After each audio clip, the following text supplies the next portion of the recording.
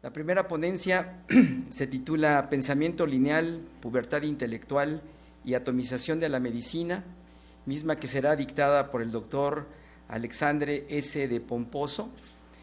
El doctor Pomposo, bueno, es una heterogeneidad de actividades. Tiene la licenciatura en Ciencias Físicas por la Universidad Nacional Autónoma de México. Tiene la calificación para el doctorado por la Universidad de Texas en Austin. Es doctorado en Ciencias Físicas por la Universidad Libre de Bruselas, Bélgica, con una tesis dirigida por el profesor Ilya Prigogine, Premio Nobel en Química en 1977. Tiene también la licenciatura en Filosofía por la Universidad Católica de Lovaina en Bélgica.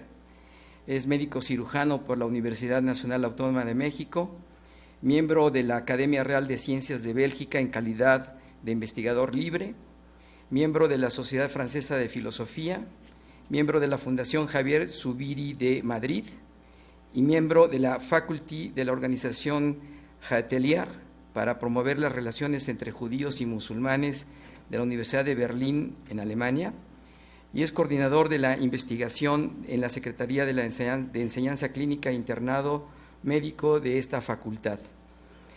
Es profesor emérito e investigador emérito en la Multiversidad Mundo Real Edgar Morin en la Ciudad de México.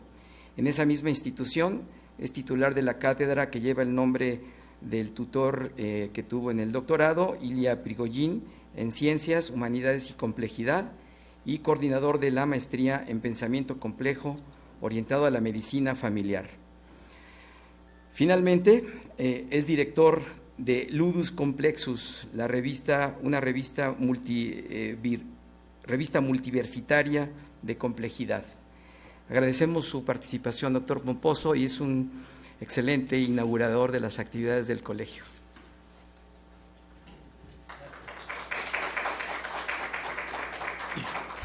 Muchas gracias por su amable presentación. Suena un poco raro el título de esta ponencia, Pensamiento lineal, pubertad intelectual y atomización de la medicina, pero en realidad para una cuestión de economía, ¿verdad? En este título está comprendido el programa de lo que voy a presentar. Justamente es como una sonata para piano, ¿verdad? Tiene 3 movimientos y lleva esos sendos nombres cada uno de los movimientos. Lo que aquí pretendo compartir con ustedes no es más que una serie de reflexiones acerca de la educación médica que se inserta en el contexto general de la UNAM y más concretamente en la Facultad de Medicina. Morin decía apenas hace un año y pico que la ilusión del conocimiento uno y certero, la política racional e ilustrada, la educación que estandariza, el progreso y el apetito por lo urgente, el control y las certezas, todavía predominantes, vaya que sí, nos conducen al abismo. Esa es la idea de Morin. Uno puede pensar que es un tanto cuanto hiperbólico, pero bueno, me voy aquí a concentrar justamente en mostrarles que no es así. Desgraciadamente sí hay mucho de cierto en lo que Edgar menciona en este texto. Este cuadro de Mondrian que muestra un árbol casi completamente seco, con muy pocas hojas, ¿verdad? Es el panorama que a mí me parece mejor representa, en muchos sentidos, en los que voy a mencionar aquí, la enseñanza de la medicina. Muchas ramas, y para la inversión en tiempo, esfuerzo, dinero, etcétera, pocas hojas, ¿sí? Creo yo que con lo que voy a mencionar, más de uno podrá pensar que esto es exagerado de mi parte, pero creo que obedece no a un problema de la UNAM o de México, aunque por supuesto sí que está presente, sino que representa más bien un problema mundial. Este problema educativo no es exclusivo nuestro, sino que es mundial. Por eso consideraremos la urgencia de tratar estos 3 elementos fundamentales en la enseñanza de la medicina. El primero mencionaba el pensamiento lineal. ¿En qué sentido? En el sentido de la crisis de la humanidad, del afán por conocer al ahorcamiento por la avaricia. El afán por conocer es algo no solamente deseable, bueno, es fundamental. Sin ello no podría darse prácticamente nada, ¿sí? Pero el extremo al que puede llevar esa inercia es el ahorcamiento por la avaricia. Ya explicaré en qué consiste eso. Después, la pubertad intelectual y la búsqueda de otros caminos. Educación, universidad y complejidad me parecen los tres ejes que dirigen correctamente esa pubertad intelectual. Y finalmente, el problema mayor al que se puede desembocar, a saber, la atomización de la medicina y la necesidad del pensamiento transdisciplinario. Muy bien, ese es el plan de vuelo aquí. Empecemos entonces por la primera parte, el pensamiento lineal. La forma lineal del pensamiento atiende de manera inmediata a la necesidad pronóstica del entendimiento humano. Es algo que va con nuestra especie y con tantas otras, el poder predecir qué va a suceder. Así nació el pensamiento lineal, pero ello comporta un doble precio, a saber, me parece muy elevado, la confusión entre lo frecuente y siempre. Esa famosa inducción de Bacon, que consiste en decir, bueno, ¿saldrá el sol mañana? Dice, bueno, salió esta mañana, salió ayer, salió la semana pasada, el mes pasado, el año pasado, el siglo pasado, el milenio pasado. Sí, mañana va a salir el sol.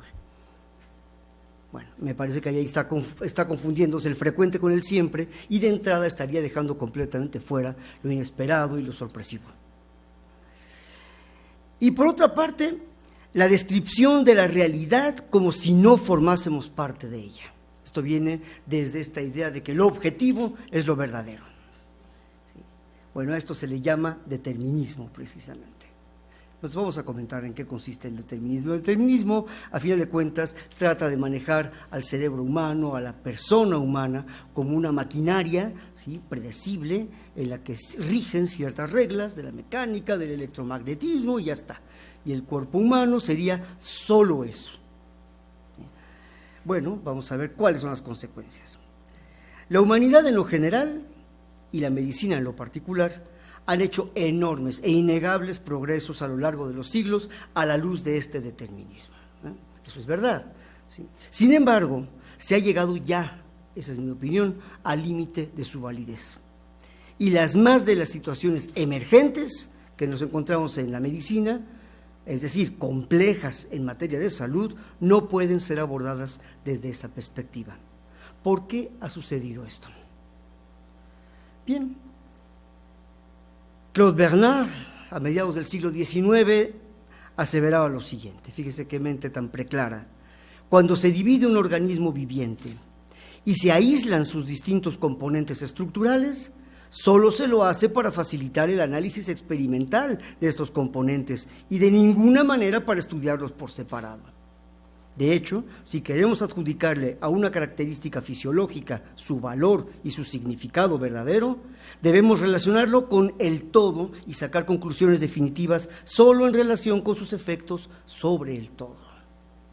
Yo puedo ser neurólogo y me interesa todo lo que tiene que ver con el sistema nervioso central, periférico, autónomo, qué sé yo. Muy bien, y es bien importante decir, no, a mí no me interesa nada del aparato gastrointestinal, no me interesa nada acerca de los riñones, no me interesa nada acerca del aparato musculoesquelético, etcétera, solo lo que tiene que ver con los nervios. Bueno, pues hago mal, porque creo que voy a borrar de entrada una página así con Esterbrook, la voy a tachar, ¿sí?, tinta indeleble, ya no quiero saber nada. No se puede hacer eso. Poner el foco de atención en un aspecto no implica borrar todo lo demás, ¿sí? Y esto lo entendió muy bien Claude Bernard. Ahí está, este padre de la fisiología. Bien, la innegable crisis de la humanidad, de aquí es donde vengo a hablar de esto, va a parecer algo desencarnado con respecto al tema, pero voy a mostrar que no es así.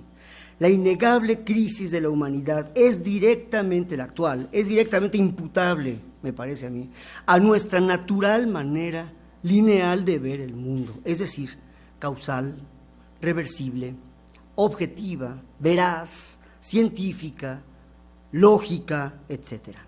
Todos ellos epítomes de la historia de las ideas y de los esfuerzos por alcanzar un anhelado equilibrio a todos los niveles. ¿Cómo es posible entonces que nos encontremos permanentemente en la ambigüedad de conductas contradictorias? que es lo que creo que caracteriza a la crisis de la humanidad actual. Por tomar imágenes muy recientes. Apenas hace unos días, la clausura de los Juegos de Río, colores, banderas, alegrías, sonrisas, qué bello, pero apenas unas horas antes de eso nos topamos con imágenes terribles, como el de este chiquitín de 5 años en Siria.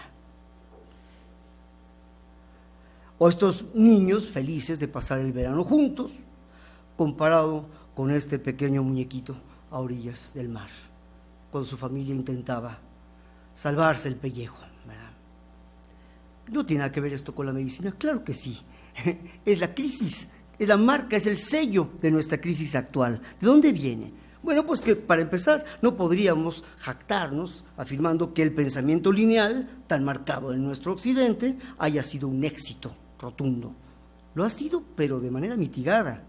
A pesar de estos ejemplos extremos, espero no chocar a nadie con ellos, ¿verdad?, es posible comprender qué es lo que sucede en nuestros modelos del pensamiento, que pueda hacer de nosotros, por una parte, seres sublimes, creadores de arte y de ciencias maravillosas, salvadoras de vidas, pero también de ser monstruos feroces incapaces de amar.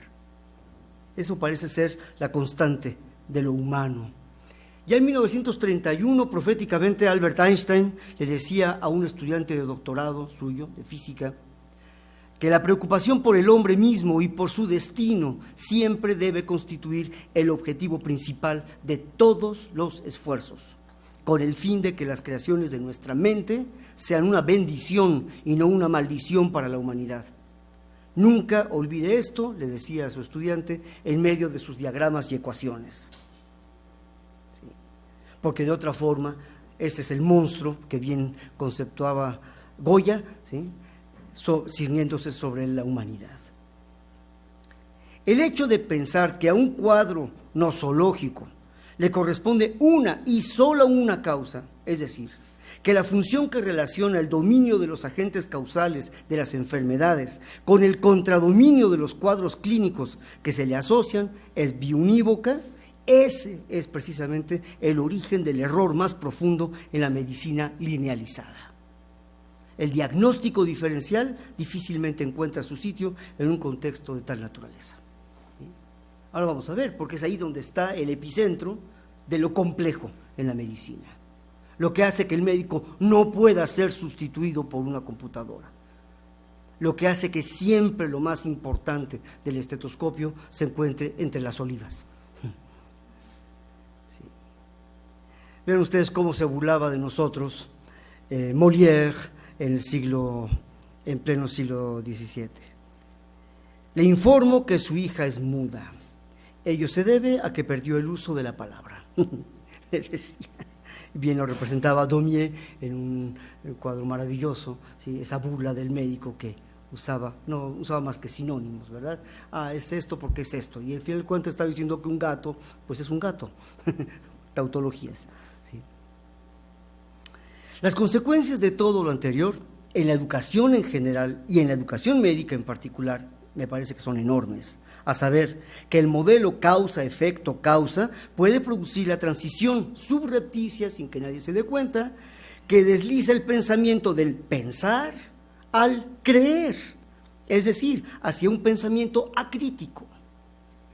Esa es la fractura que surge entre el afán por conocer, que es ambición, y que me parece algo muy bueno, no se puede hacer nada si no se es ambicioso, y por otra parte, en las antípodas, el ahorcamiento, la asfixia por la avaricia, ¿sí?, que no es lo mismo que la ambición. La globalización y la crisis planetaria, la revolución científica y tecnológica, los instrumentos de trabajo radicalmente nuevos, todo ello ha conformado en gran medida la práctica de la medicina y su enseñanza, que aunque es de gran importancia, eso no se puede negar, no garantiza una práctica médica pertinente. El contar con PET no implica que se hace buena medicina, ¿sí? No, entonces esto me parece fundamental de tenerlo presente. No garantiza una práctica médica pertinente, o peor aún, no siempre da lugar a espíritus comprometidos con la condición humana, cualquiera que ella sea, para servirle.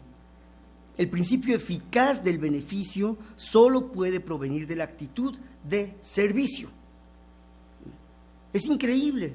Cuando yo me di a la tarea de buscar una imagen que representara, me parecía adecuadamente, en la idea de servicio en medicina, me encontré un 99% de ideas en donde servicio es el servicio de ginecobstetricia, el servicio de nefrología, el servicio de urgencias. No, pero el servicio en el sentido de servir. Así había muchas fotos de estudiantes, de profesores, de estudiantes con profesores, de generaciones, ¿sí?, posando. Y me costó mucho trabajo encontrar una imagen de esta naturaleza. Fuera de un gabinete, un médico jugándose el pellejo, atendiendo gente en situaciones extremas. Es muy significativo ese. Claro que me limité a Google, no sé si en otro buscador fuera distinto, pero la subversión material y espiritual de la vida cotidiana, así como la emergencia de nuevos saberes en todos los terrenos del conocimiento, no deben dejar indiferente al docente de la medicina. Y aquí debería haber subrayado todos los terrenos del conocimiento. La posición privilegiada que juega el docente de la medicina le obliga moralmente a tomar en serio todo, absolutamente todo lo que tenga relación con el ser humano, con cualquier ser humano. La formación de pregrado en medicina es el momento, por antonomasia, de la sensibilización y de la conciencia de acción para el servicio médico. Si no se hace ahí, ya no se hizo. Y en realidad todavía estoy siendo bastante light, porque esto proviene posiblemente desde la cuna, pero bueno, en lo que toca a nuestra responsabilidad docente en medicina, es ahí el momento de la sensibilización. ¿Sí? Nosotros en la enseñanza tenemos que hablar fundamentalmente con el ejemplo del servicio y de la disposición. La generosidad es una condición sine qua non en el médico. Generosidad en todos los planos, intelectual, físico, en todos los planos. ¿Sí? En un segundo momento, la pubertad intelectual. En la vida de los seres humanos se pueden presentar diversos aspectos del intelecto, a saber, su lucidez, su potencialidad, sobre todo en los jóvenes, su propiedad, porque hay cuestiones que llevan la marca indeleble del individuo con su personalidad, sus costumbres, vaya que sí el intelecto tiene costumbres, pero también tiene capillas. Los institutos de investigación muchas veces terminan convirtiéndose en capillas del intelecto, en lo que si no cubres tú los ritos iniciáticos, no entras, aunque tengas ideas maravillosas. Bueno, la historia está plagada de ejemplos de genios que dejaron afuera, porque no cumplieron los requisitos iniciáticos, su esfuerzo, pero también su arrogancia, su ejercicio, su autonomía, su inserción en el mundo, su diversidad, su exclusión y marginación, sus desdoblamientos, su cotidianidad, y te tengo que poner etcétera, la cantidad de elementos que juegan en lo que llamamos el intelecto. Fíjense ustedes, cambiando el orden de las letras, lo cierto es que a pesar de los progresos indiscutibles de las ciencias y de las artes, los seres humanos seguimos teniendo enormes lagunas epistemológicas, puestas de lado por nuestras tendencias linealizadoras que no quieren saber nada de lo imprevisible, de lo asimétrico, de lo inverosímil. En pocas palabras, preferimos instalarnos cómodamente en nuestra ilusión cognitiva y así mantener el estatus de personas instruidas que sí saben. Existen, por supuesto, muy honrosas excepciones. Aquí me limité a poner algunas que me resultan particularmente presentes en la mente, pero desde luego que no son las únicas. Andrés Vesalio, Claude Bernard, Louis Pasteur, don Santiago Ramón y Cajal, Robert Koch, Joseph Lister, Ignaz Semmelweis, Elias Mechnikov, Alexander Fleming,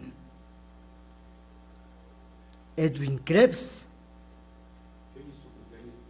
Ay, se me coló perdón. Y murió en 2009, apenas. Krebs.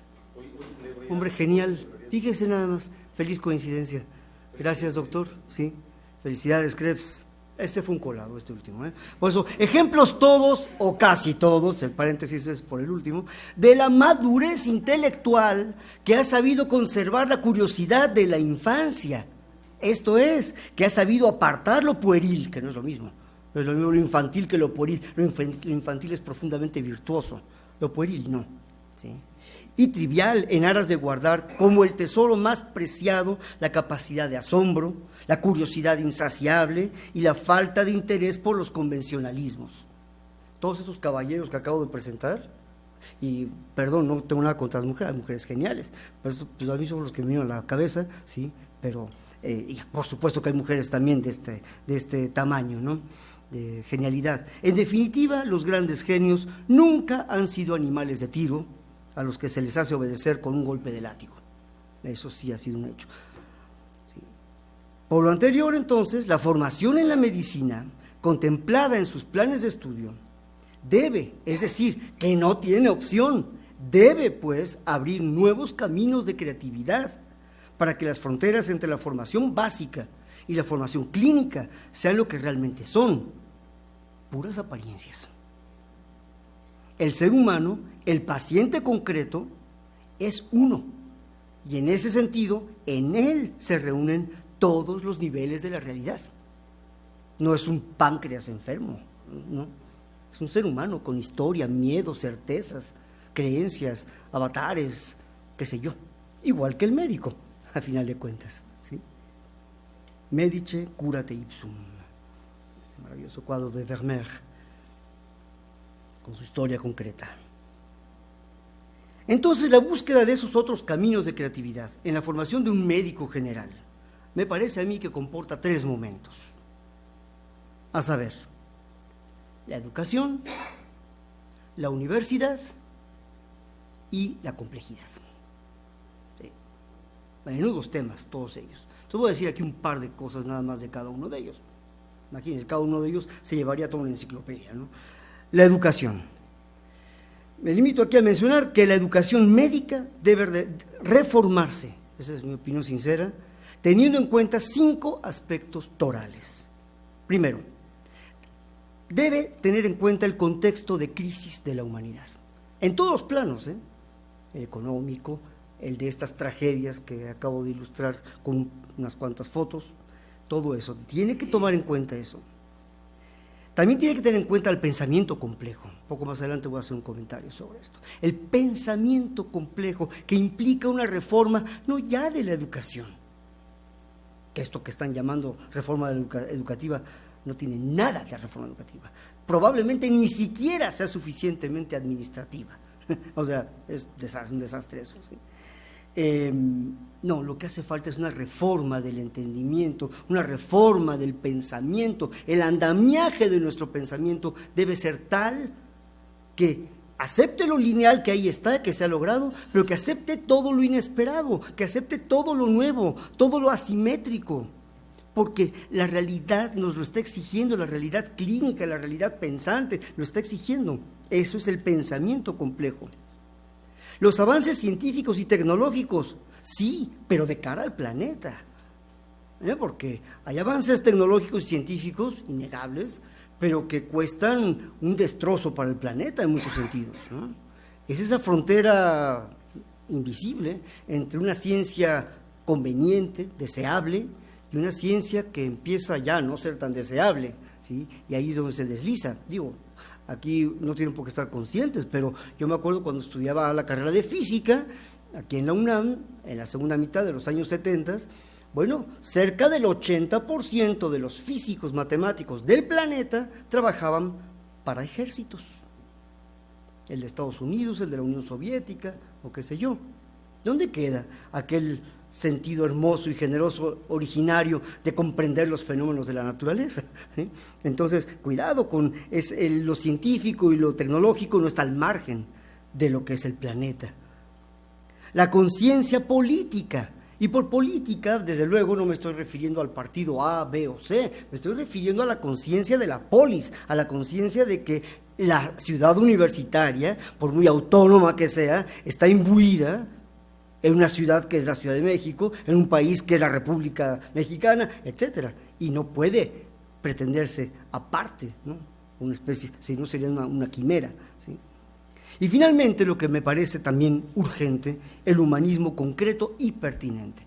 Lo de concreto y pertinente lo pongo porque muchas veces el sentido de humanismo se maneja muy vagamente, ¿no? Como decía Ludwig van Beethoven, adoro a la humanidad, pero detesto a mi vecino. Entonces, eso probablemente Ludwig van Beethoven, un genio, lo decía y ya está, ¿no? Pero un médico no puede decir eso, porque su paciente es un ser humano concreto, no es una hipótesis general, ¿sí? Ese es justamente el horizonte que me parece que nos puede salvar de las partes negativas de una pubertad. El segundo aspecto es el de la universidad.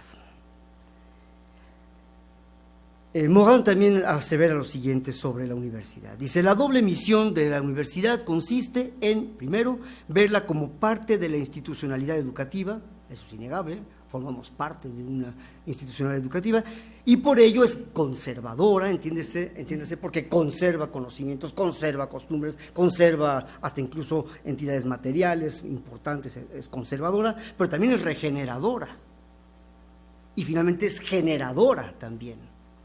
Además, por otra parte, también tiene una misión transnacional, es decir, que es contraria a la clausura nacionalista de las naciones modernas, ¿sí? Todas estas peleas por paisitos, paisuchos que quieren mantenerse así, y su independencia, y no nos vamos a separar, y los separatismos, los nacionalismos, son estos resquicios decimonónicos que siguen vivitos y coleando, ¿no? Y que no hemos sido capaces de superar todavía, y que hacen tantísimo daño en el mundo.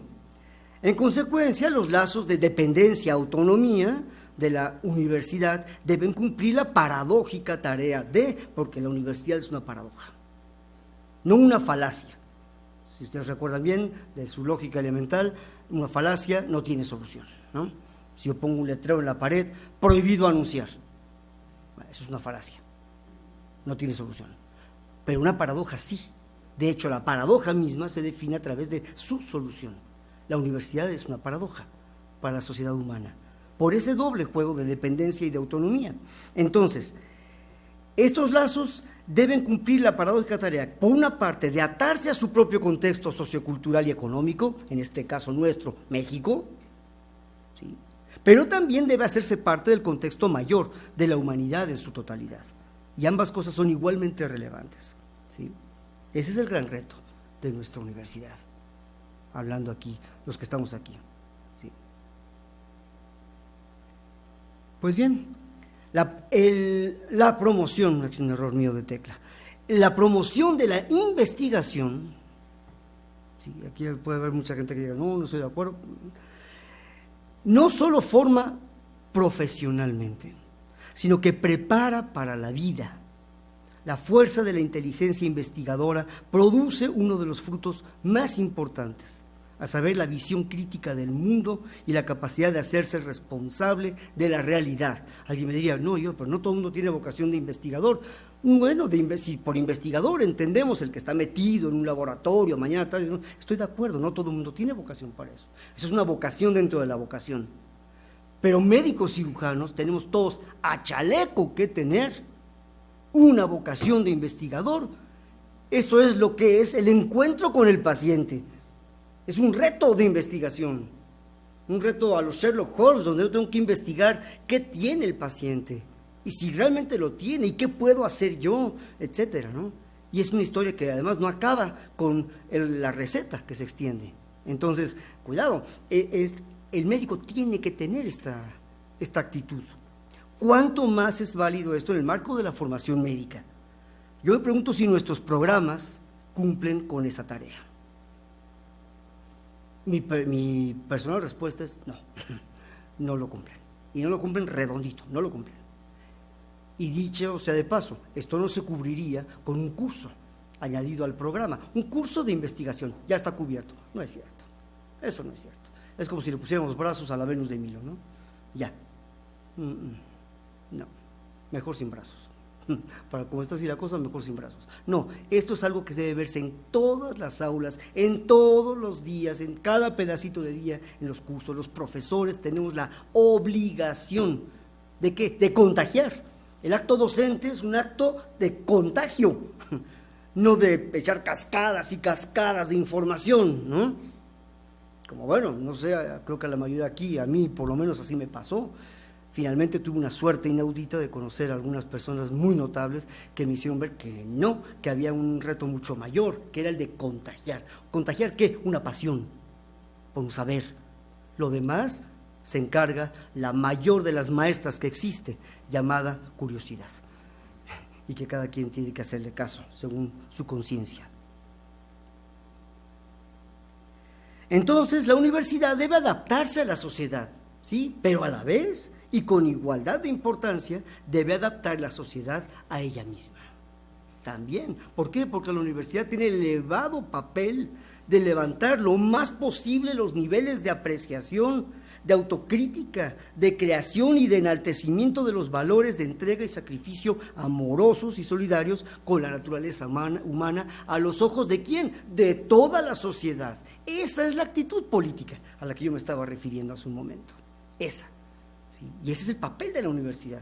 Una cosa es que yo integre en mi campo de intereses a los microbuseros, a los que vendedores ambulantes, a la gente que no habla ni siquiera correctamente bien el español, suponiendo que sí tenía que haberlo hecho, muy bien. ¿Por qué? Porque son seres humanos y yo los debo tomar en cuenta con el mismo valor que tiene cualquier ser humano, pero también y al mismo tiempo tengo el deber de levantarlos lo más posible, de sublimarlos, porque si yo a fuerza de andar con enanos termino siendo enano, pues entonces todo queda chato al final, ¿verdad?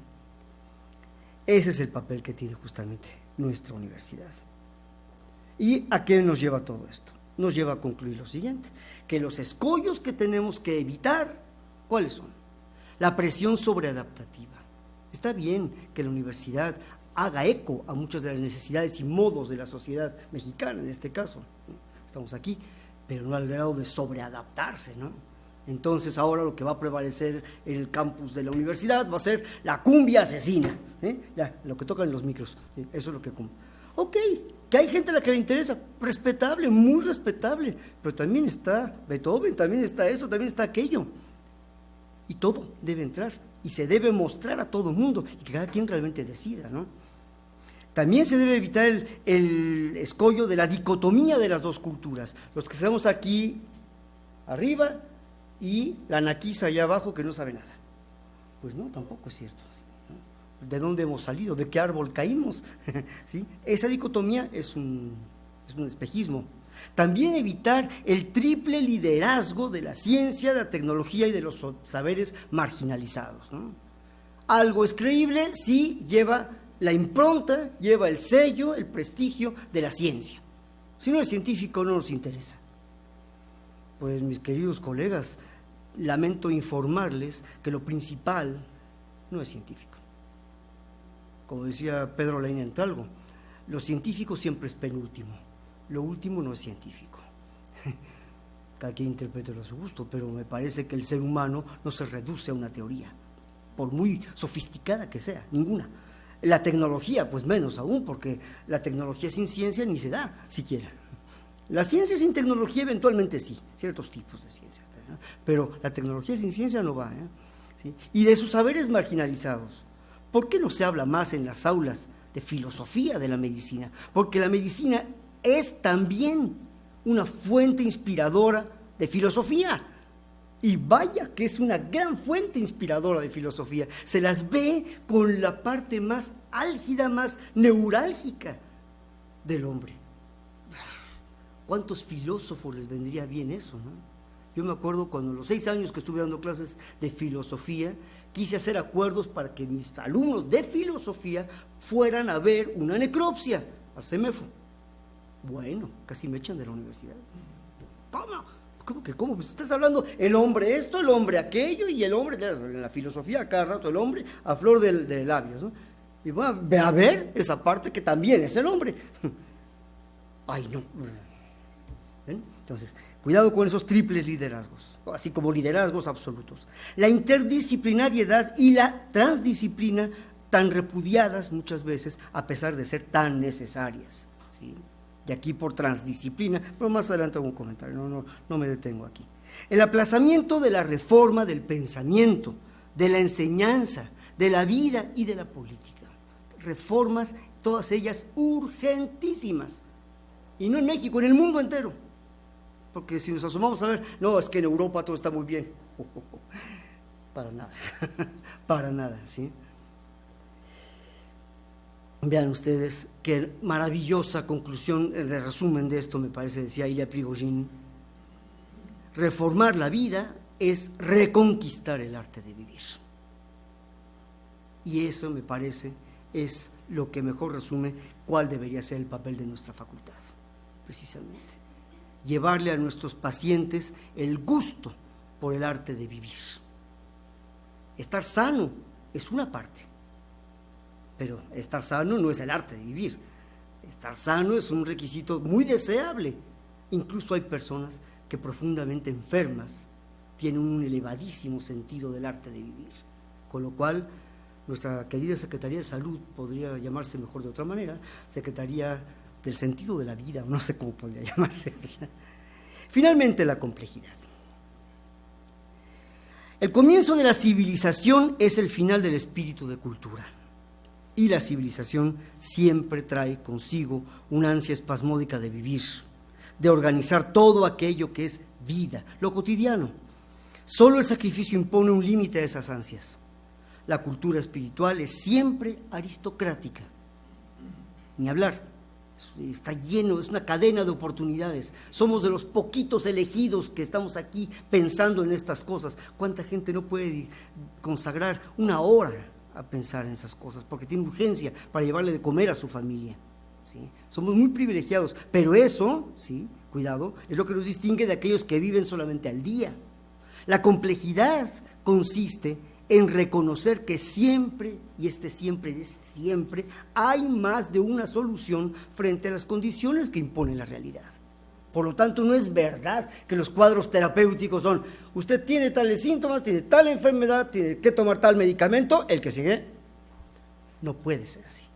El ser humano justamente no funciona así. Si hay algo que nos conceptualiza es que somos singularidades impredecibles. Eso no define al hombre, pero sí lo ubica en un nicho muy particular. Singularidades y además impredecibles. ¿Sí? Es nuestro mejor defecto, ser impredecibles. Entonces, lo complejo siempre trae consigo rupturas de simetría, fenómenos emergentes, sistemas abiertos e inestables, cambio y resistencia al cambio, porque los dos son necesarios para que haya evolución. Si solo hay cambio, no hay evolución, porque nada permanece. Si solo hay resistencia al cambio, pues tampoco hay evolución, hay puro estancamiento. Tienen que ser los dos, ¿sí? Y vaya que la célula es un maravilloso monumento que da prueba fehaciente de esto, de selección de estructuras y finalmente de sentido, es decir, dirección y significado. Eso es lo que tiene la palabra sentido, en la doble connotación de dirección, pero también de significado. ¿Sí? Todo eso es lo que acarrea lo complejo. ¿Sí? Todos esos monstruos escondidos en una caja, ahí olvidados en el closet para que nadie los vea. Nosotros deberíamos en cada curso, desde el primer semestre, hablar de estas cosas a nuestros estudiantes, ¿sí? Para que se vayan habituando. Parece que los hombres primitivos entendieron mejor esto. Al plasmar su huella en una pared, en un trozo de roca, ¿sí? Entendieron bien qué era esto del sentido, significado y dirección. Para terminar, la atomización de la medicina es realmente el mar en el que desembocaría el dejar de lado justamente todo este aspecto de la complejidad. En la actualidad hay más de 100 entidades nosológicas que no encajan en ninguna de las especialidades o subespecialidades reconocidas de la medicina. ¿Qué es lo que se nos quedó en el camino? Sí, digo, aquí pongo esto como uno de estos famosos ejemplos. Muchos ni siquiera reconocen a la fibromialgia como una entidad nosológica, pero vaya que le duele al paciente que la padece, eso sí. cómo integrar la realidad del mundo en transformación permanente con la colección de impresiones y experiencias personales acerca de ese mundo de manera tal que se estructure el pensamiento. Esa es la revolución, la reforma del entendimiento. Cómo transitar de la partición reduccionista de los conocimientos que atomiza a la realidad hacia la integración que ve en los compartimentos epistémicos solo un ardid pedagógico, válido, pero es un ardid pedagógico, sin llegar al extremo del holismo puro y simple. ¿Sí?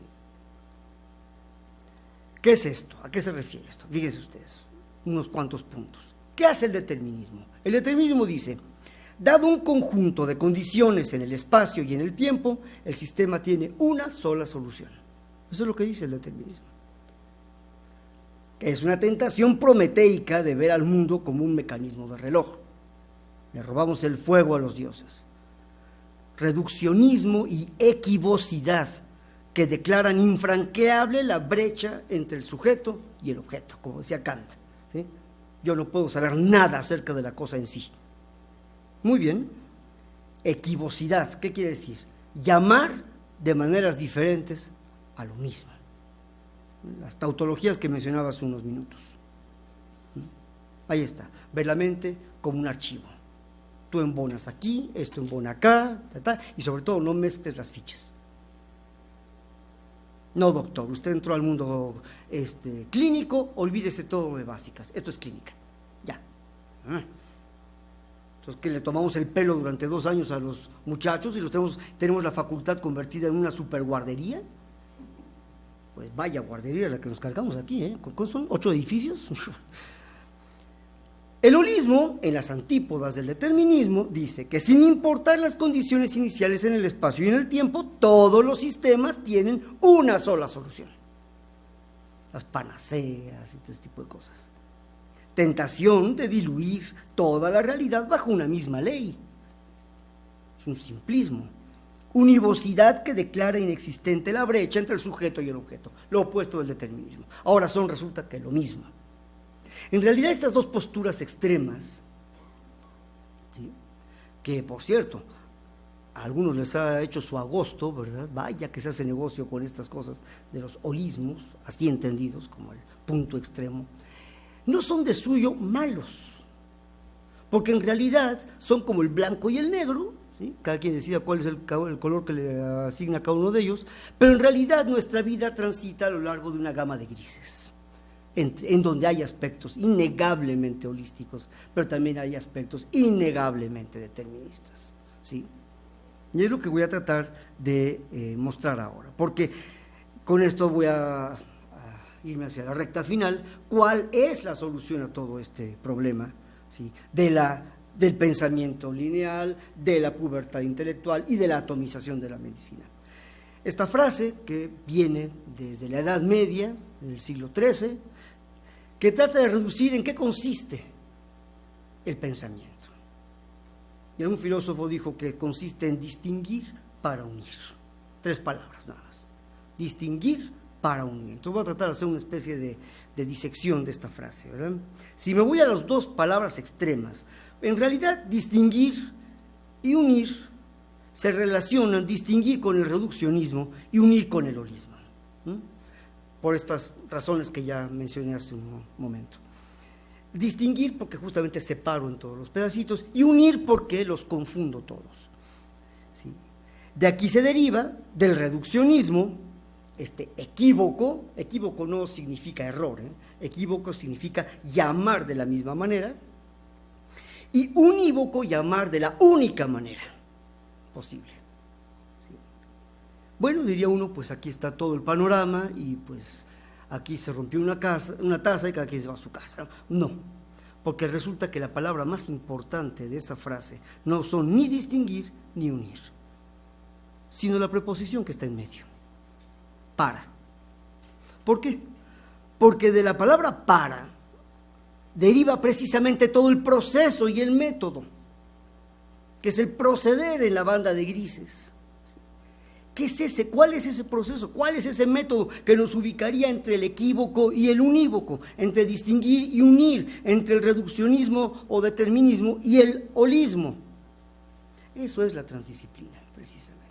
La transdisciplina, como dice Basarab Nicolescu, es la integración de 3 elementos, y los 3 son fundamentales. Los menciono nada más porque ya era demasiado largo esto, ¿verdad? No quiero abusar de su paciencia, pero la transdisciplina es fundamentalmente, primero, integrar todos los niveles de la realidad. A los médicos nos interesa desde el átomo hasta todo el planeta. Nos debe interesar. No podemos pensar hoy que el cambio climático no afecta a la salud. No podemos pensar hoy que los cambios de horario no nos afectan. No podemos pensar hoy que los problemas de agua, que los problemas de sanidad, de seguridad, no nos afectan. ¿Sí? Aunque no nos habíamos puesto ni siquiera de acuerdo con la palabra estrés, ¿qué significa eso? Pues el estrés es hoy por hoy uno de los factores fundamentales que produce montones de problemas cardiovasculares, neurológicos, psiquiátricos, de quién sabe cuántos tipos, ¿no? El médico no puede hacer caso omiso de todo eso, ¿no? Los niveles de la realidad. Segundo, tiene que aceptar la lógica, a diferencia de lo que decía Aristóteles, la lógica del tercero excluido, porque si algo es o verdadero o falso, me quedo con lo verdadero y desecho lo falso. No, también nos guardamos lo falso. Porque muchas veces ha pasado lo que hoy llamamos falso, mañana ya no lo es. Y porque la historia de la medicina está construida, está hilvanada sobre una cadena casi interminable de errores de los que hemos aprendido. Y más vale que recordemos eso. Entonces, esto es bastante importante. Y finalmente, dice Nicolescu, el tercer y último elemento es el de la complejidad. Entonces, niveles de la realidad, lógica del tercero incluido, no excluido, y la complejidad. Eso es lo que es la transdisciplina. En realidad nuestra carita feliz debe tener 3 ojos, no 2. ¿Sí? Para terminar, me permito esta reflexión.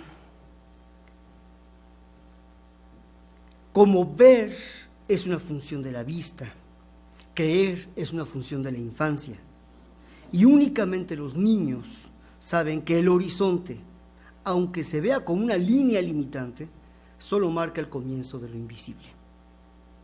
Desde el horizonte como el límite del conocimiento, hasta ese trato con las cosas de lo cotidiano que fija ese horizonte, pasando por nuestra construcción de un horizonte vital, ciertamente el hombre recorre su camino pensando, actuando, soñando, capaz de los ideales más excelsos como de las peores pesadillas. El hombre siempre será un Dios cuando sueña y un mendigo cuando reflexiona. ¿Sí? Muchas gracias.